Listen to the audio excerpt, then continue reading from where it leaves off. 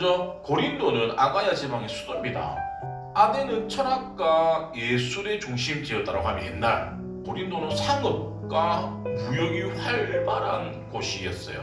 그런데 돈이 많으면 뭡니까? 항상 범죄, 성, 술 이것들이 뭡니까? 항상 문제를 일으키는 거예요. 그래서 고린도 하면 대표적인 딱 떠오르는 게 음란한 도시. 우리가 복음을 전했을 때 잘 받아들이지 않는 사람은 뭡니까? 교만한 사람입니다. 또 하나, 내가 부유하기 때문에 잘 받아들이지 않는 거예요. 왜냐고 하면 보세요. 내가 부유하다 보니까 간절함이 있을까요? 없을까요? 없습니다. 간절한 사람은 누가 뭐라고 한들 다 받아들이는 거예요. 왜냐면 지푸라기도 잡아야 되니까. 그래서 바울이 지체하지 않고 뭡니까? 가가지고 복음을 전하는데 그곳에 고린도에는 대표적인 신전이 있는데 이와 사랑의 여신이라는 아프로디테라는 신전이 있습니다. 그 신전에는 여자 사제들만 한 1000명이 넘어요. 근데 거기서 어떤 일이 일어나냐? 그 1000명이 종교적인 성행위를 합니다. 그러니까 그만큼 신전에서 성행위를 하는 전문적으로 매춘이 있는 곳이 고린도였어요. 그러니까 어찌 보면은 더 진짜 복음이 필요한 곳이 고린도가 아니었을까 우리가 생각해 볼 수 있습니다. 자, 그런데 그곳에서 아굴라와 브리스길라를 이제 바울이 만나게 되어지는데 직업은 같습니다. 같이 텐트를 만들 일을 했습니다. 그래서 그곳에 가가지고 숙식하면서 복음 전하는 일을 했죠. 그런데 성경에 나와 있지 않지만 아굴라와 브리스길라가 아마 이미 복음을 들었을 것 같다라고 유추를 해요. 자, 브리스길라와 아굴라는 바울을 위해서 자기들의 목숨까지 바칠 정도로 충성되고 헌신했던 인물을 아덴에서 만난 게 아니라 고린도에서 만나게 되었을 거예요. 자, 먼저 바울과 브리스길라와 아굴라와 만남이 이제 18장 1절과 2절에 기록이 되어지는데, 자, 이들이 만나게 되어진 배경을 보면 성도에게는 실패가 없다는 것을 알 수 있습니다. 보세요. 바울은 먼저 고린도로 내려오기 전에 아덴에서 막 복음을 전했는데 그곳은 뭡니까? 철학에 난무했던 내가 똑똑한데 이런 사람들이었어요. 아무리 복음을 전해도 복음이 들어가지 않으니까 뭡니까? 고린도를 이전했죠. 근데 그런 상황 가운데 브리스길라와 아굴라를 만납니다. 자, 보세요. 이 부부 또한 그들이 선택해서 온 게 아니라 그 당시 로마에 거주하고 있는 유대인이었는데 그 당시 황제였던 글라우디오가 유대인 추방 명령을 내립니다. 이유가 뭐냐면 유대인들이 로마를 소란스럽게 한다라고. 그래서 자기네들도 어떻게 보면 쫓겨나가지고 고린도로 가게 되어졌어요. 자, 바울도 실패해서 와, 브리스길라와 아굴라도 쫓겨와서 와. 이 둘이 쫓겨와서 만났습니다. 어떤 느낌일까요? 이들의 만남은 실패자의 만남이 아니라 이 만남을 통해서 뭡니까? 하나님이 그들을 붙들어 주셨을 때 더 큰 일들을 사용할 수 있다는 거예요. 세상 사람들은 바울 너 실패했네 아덴에서, 그리고 브리스길라 아굴라 너네들 너 쫓겨났잖아. 근데 세상의 눈의 논리로 보면 실패자였지만 하나님 눈에 의해서는 하나님이 때에 이 두 팀이 만남으로 통해서 하나님의 복음 사역에 더 시너지를 가지고 더 복음이 왕성하게 사용되어졌다는 것들을 우리가 말씀을 통해서 잘 알 수 있죠. 그래서 바울의 이 부부의 도움을 받아가지고 고린도의 교회를 세우게 됩니다. 또 하나, 브리스길라와 아굴라 또한 평신도 사역자이지만 초대교회의 큰 사역들을 이 두 사람을 통해서 바울과 동역하면서 사용되어지는 것들을 우리가 잘 알 수 있죠. 그래서 우리가 하나님 안에 있을 때는 실패란 실패가 아니라는 거예요. 오히려 그것이 더 큰 영광과 더 큰 성공을 경험할 수 있는 계기가 되어진다는 겁니다. 단 뭐냐? 끝까지 하나님 안에 머물 때 가능한 거예요. 그런데 바울이 왕의 고향에 돌아간다라고 해도 하나님은 그분의 일을 하기 위해서 또 다른 바울 툴을 통해 가지고 하나님의 일을 하신다라는 거예요. 결국에는 우리가 하나님 안에 있을 때는 넘어질 수도 있고 쓰러질 수도 있지만 끝까지 하나님 은혜 안에 있을 때는 뭡니까? 그것들이 우리 가운데 기회로 성공으로 바뀌어질 수 있다는 것들을 우리가 잘 알 수 있습니다.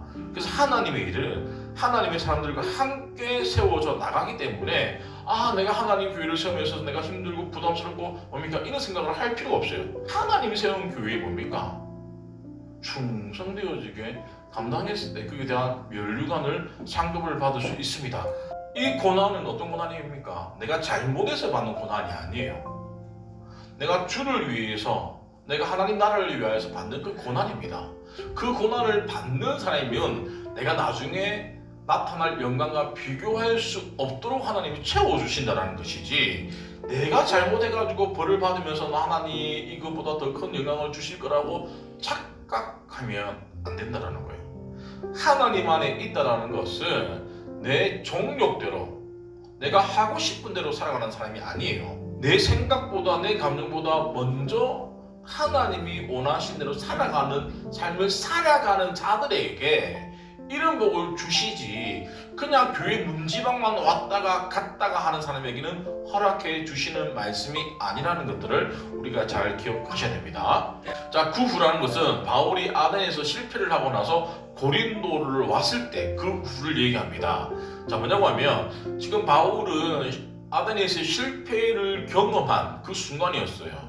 근데 바울이 사역지 1장 앞에서 말했듯이 대부분 복음을 열심히 전하다가 그 복음을 핍박하는 자들에 의해서 죽다가 아니면 쫓겨나듯이 막 복음이 더 이상 전해질 수 없는 상황 가운데 왔었을 때 사역지를 이동했는데, 이번에는 그렇지 않았다라는 거예요. 스스로 떠나고 있더라는 거예요.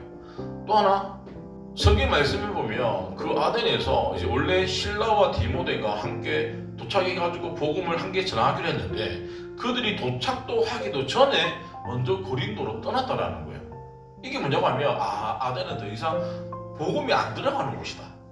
내가 원래 만나기로 했던 이 사람들을 기다릴 시간조차도 아깝다라. 그래서 뭡니까? 빨리 고린도로 옮기게 되어집니다.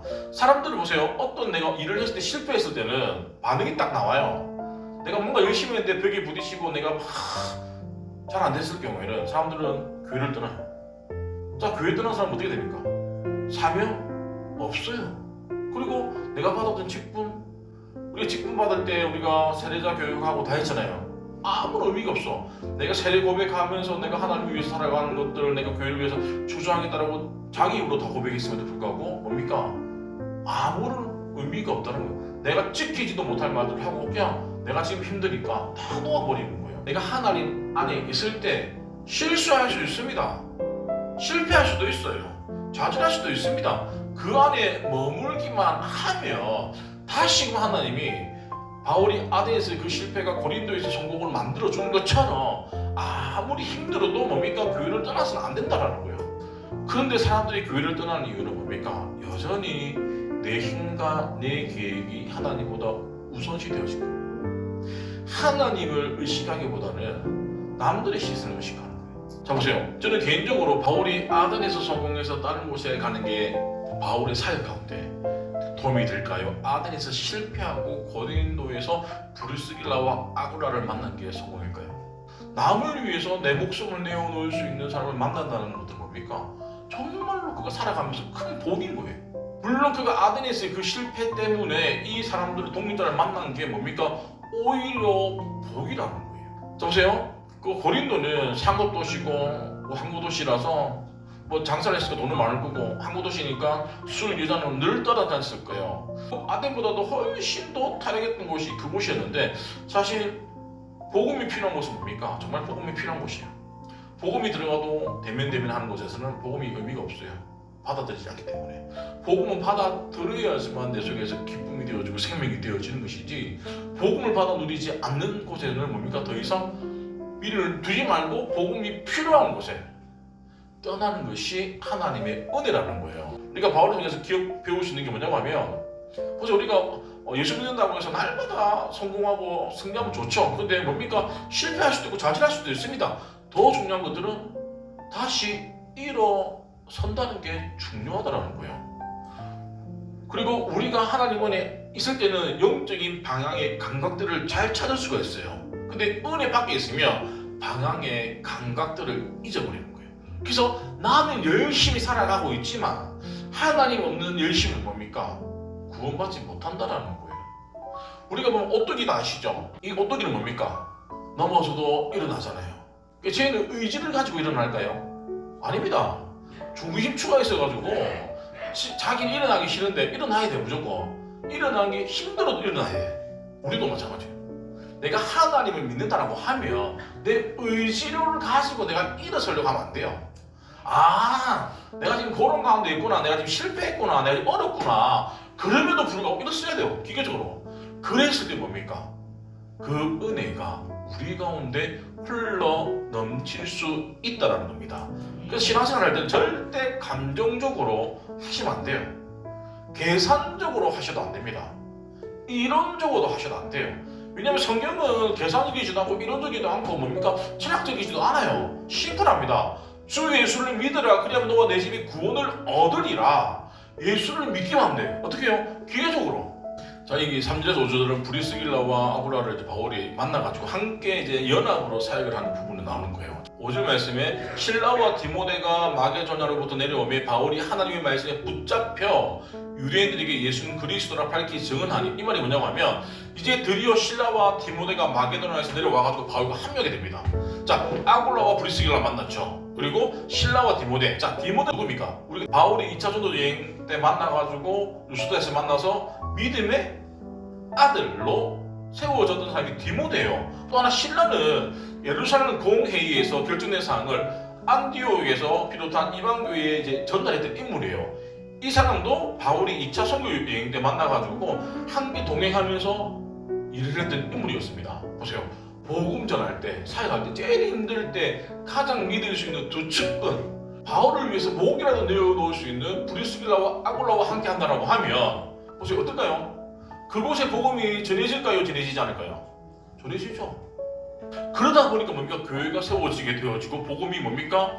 퍼져나가게 되어지는 그 경험을 하시겠어요? 안 하시겠어요? 하셔야죠. 자, 그러기 위해서는 사역자는 성도들이 잘할 수 있는 것들을 뭡니까? 캐치해가지고 그것들을 잘할 수 있도록 개발할 수 있도록 해줘야 됩니다. 그리고 평신들은 뭡니까? 나에게 주어진 이 일이 그게 짐이나 부담이 아니라 나를 믿어주기 때문에 나에게 손을 내미는구나. 그럼 어떨까요? 마음이 부담이 아니죠. 내가 더 기쁨을 할 수 있다는 거예요. 그래서 성도는 하나님 안에 있을 때 실패가 있다 없다? 없다. 하나님 안에 있을 때는 그 실패도 뭐다? 성공으로 주님이 바꿔주신다. 딱 우리가 실패했을 때는 뭡니까? 누구만 봐야 됩니까? 하나님 봐야 돼요. 그리고 바울이 이 고린도에서 이 척박한 땅에서 성공할 수 있었던 이유는 뭡니까? 믿음의 동력자들, 그러니까 함께 했기 때문이에요. 저는 부탁드리고 싶은 것들은 주인공이 되셔야 돼요. 있다가 머물다가 없어져 버린 삶이 한 명도 없기를